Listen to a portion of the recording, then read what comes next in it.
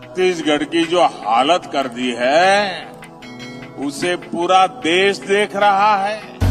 बिल्कुल, ये मत समझना पुलिस खड़े तुम जवान लड़ाओगे तो सारे को ठोकूंगी यार कि मां अपनी बचाने आए हैं। मैं चाहूंगी आगे पीछे का बैकग्राउंड पहले चेक कर ले, अगर मुझे कुछ भी होता है तो तुम्हारे साथ पूछते भी ज्योति शर्मा को याद रखेंगे। ये चीज याद ईसाई समुदाय बोलती है जिस दिन पूरा राज्य में ईसाई समुदाय निकल जाएगा ना तो आप लोगों को भागने का रास्ता नहीं मिलेगा, समझे। लेकिन अब तक बजरंग दल पे कार्रवाई क्यों नहीं, मैं पूछना चाहता हूं इस सरकार से। जबकि ऐसा लगता है कि छत्तीसगढ़ में गृह विभाग बजरंग दल चला रहा है। दोस्तों, जितना भी मसीह भाई बहन देख रहे हैं सभी को जय मसीह की। आज मैं एक बात करने वाला हूं छत्तीसगढ़ की सच्चाई, एक खुली चुनौती और न्याय की पुकार। आप लोग देख सकते हैं मेरे प्रिय, आज जो मैं आपके सामने रखने जा रहा हूं वह सिर्फ एक घटना नहीं है, यह छत्तीसगढ़ की वर्तमान स्थिति और आईना है। जिस हालत में इस राज्य को ला दिया गया है उसे पूरा देश के देख रहा है, महसूस कर रहा है। और जो यह लोग सोचते हैं कि पुलिस और प्रशासन के बल पर या कुछ कठिन संगठनों के दम पर इन निर्दोष लोगों पर अत्याचार करते रहेंगे, उन्हें आज मैं साफ चेतावनी देना चाहता हूं कि यह सोच छोड़ दे।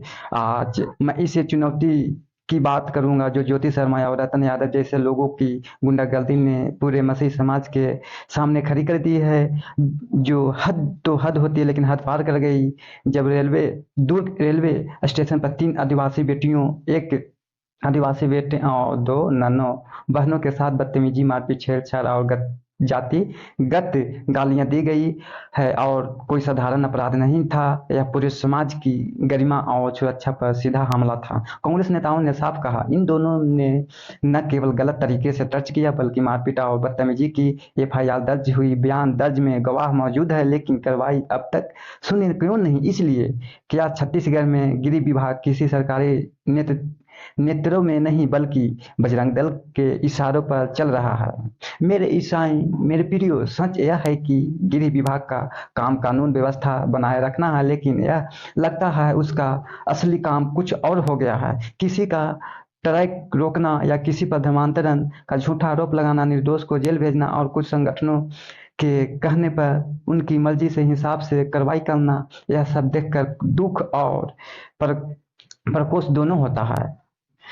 ज्योति शर्मा का यह कोई पहला कांड नहीं है। कुछ सालों पहले उन्होंने एक पास्टर पर हाथ उठाया था, तब भी कोई सख्त कदम नहीं उठाया गया। यही कारण है कि आज वह और उनका गिरोह खुलेआम मनमानी कर रहा है। बीजेपी सरकार की चुप्पी और संसरण ने इन्हें खुले सांड की तरह छोड़ दिया है।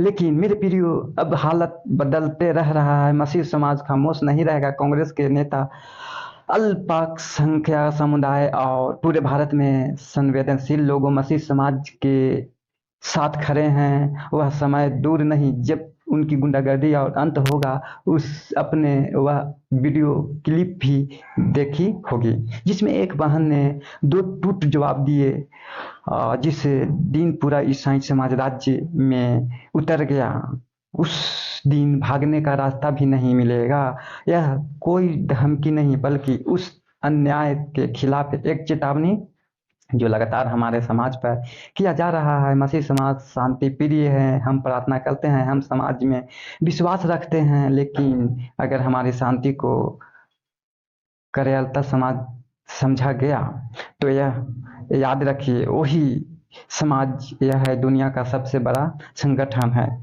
और जब यह समाज उठ खड़ा होगा तो अत्याचारियों के लिए कोई जवाब नहीं बचेगी। प्रभु एक वचन कहता है, शुद्ध ओहवा का है और ओहवा ही उस युद्ध को लड़ेगा और जीतेगा। वह दिन आएगा जब यही लोग जो आज निर्दोष पर अत्याचार कर रहे हैं प्रभु यीशु मसीह के नाम सामने घुटने टेकेगा, क्षमा मांगेगा। मेरे प्रियो, इस समय सबसे जरूरी है कि यह सब एकजुट होकर आवाज उठाएं। हम माफ करने वाले लोग हैं, लेकिन अत्याचार की हद हो चुकी है। यह सिर्फ मसीह समाज की लड़ाई नहीं, यह इंसाफ की लड़ाई है, यह मानवता की लड़ाई है। मैं आप सभी से कहता हूँ, प्रार्थना करते समय करते रह रहे हैं, इस इसलिए खड़े हैं और इस संदेश को दूर दूर तक पहुंचाएं ताकि छत्तीसगढ़ सरकार जागे और शर्म करे और तुरंत दोषियों पर कार्रवाई करे। आप अकेले नहीं हैं, पूरे मसीह समाज, पूरा भारत आपके साथ है। हम सब मसीह में एक हैं और हम जीतेंगे। God bless you all. प्रभु आप सबको बहुत बहुत आशीष दे। आप लोग इस वीडियो को शेयर करें। अगर पहली बार मेरे चैनल पर आए हैं तो लाइक और सब्सक्राइब एक बार जरूर करें। सभी को जय मसीह की।